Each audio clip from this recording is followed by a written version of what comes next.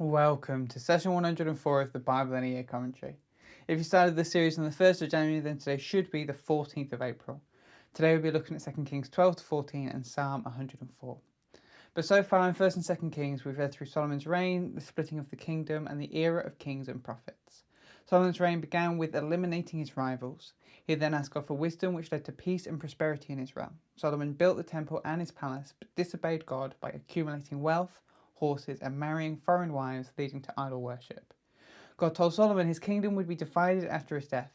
Israel in the north under Jeroboam and Judah in the south under Rehoboam. Jeroboam led the northern tribes in worship of other gods, and after Jeroboam, leaders like Nadab, Baasha, Elah, Zimri, Omri, and Ahab followed in Israel, all doing evil.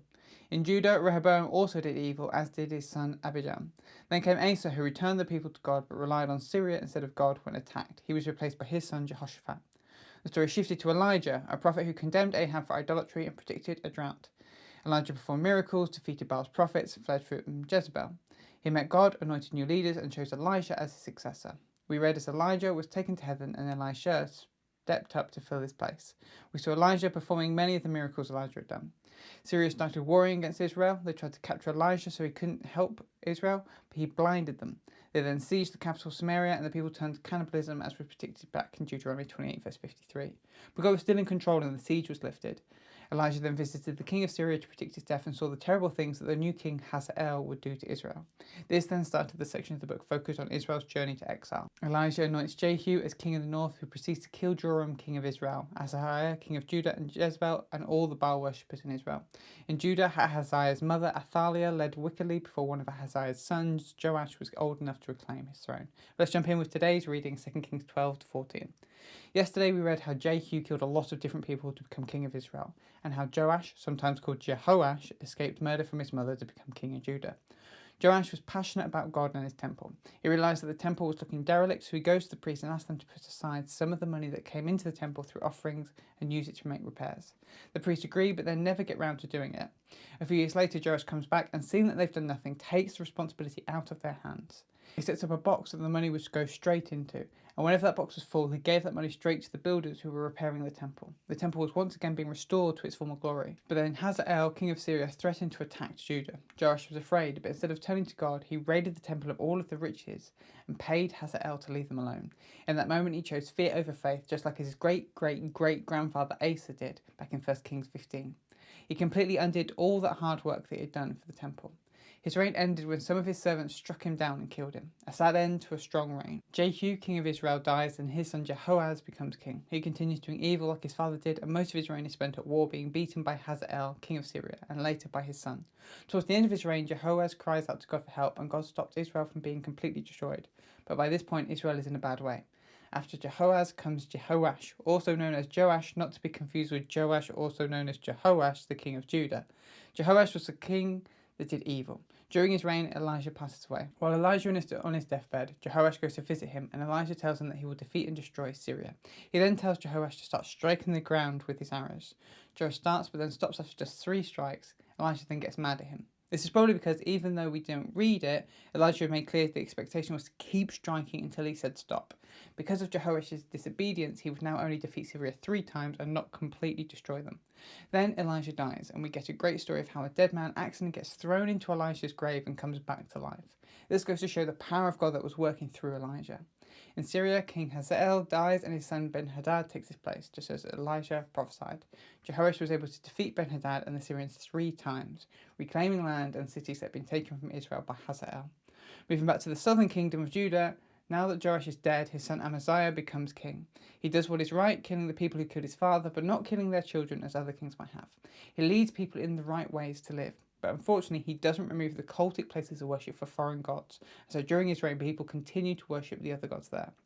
But then Amaziah gets cocky and goes to war with Jehoash, king of Israel. Jehoash tries to warn him not to go ahead with this, but Amaziah is determined. Israel defeats Judah so badly they destroy a good section of the walls of Jerusalem and raid it of all its riches. Because of this, some of Amaziah's men kill him and replace him with his son Azariah. Amaziah was the 3rd king of Judah in a row to be killed by his men. Meanwhile, in Israel, Jehoash, son of Jeroboam, becomes king. Jeroboam led the people of Israel to sin, but despite this, he brought a lot of security to Israel. He defeated their enemies, reclaimed land that had been lost in previous wars. He even says that God used Jeroboam to make this happen. Once again, we see God using bad people to achieve his purposes. That's 2 Kings 12 to 14. Now let's look at Psalm 104.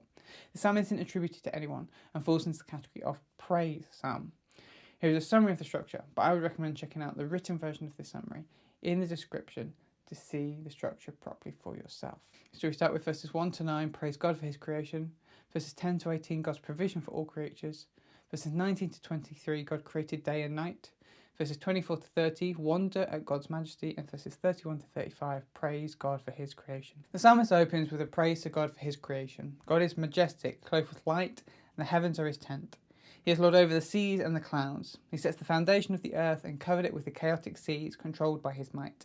He sculpted the mountains and the valleys and fixed them all in place. Next, the psalmist focuses on how God's creation provides for his creatures. He created springs that burst forth and gathered so beasts could drink from them. Near those springs he grew trees which serve as homes for birds. From God's place over the earth he can water the very mountains so the earth can produce fruit. God is the one who causes grass to grow for livestock and plants to grow for humans.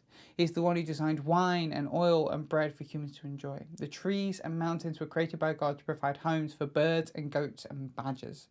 Next up is the cycle of day and night and the seasons. God made the moon and the sun. He made the darkness, the place of chaos where wild beasts roam. And that darkness has to give way to the sun, that when the wild beasts go back to their dens and humans come out and work.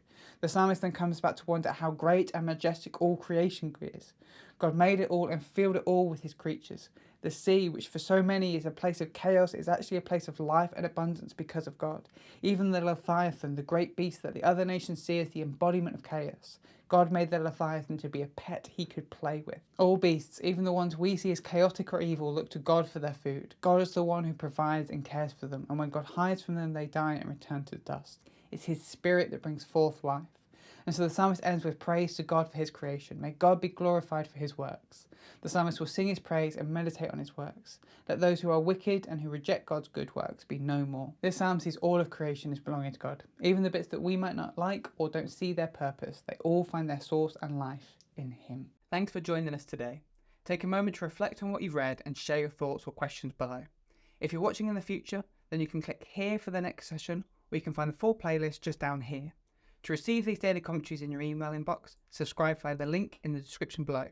Have a great day, and I'll see you tomorrow.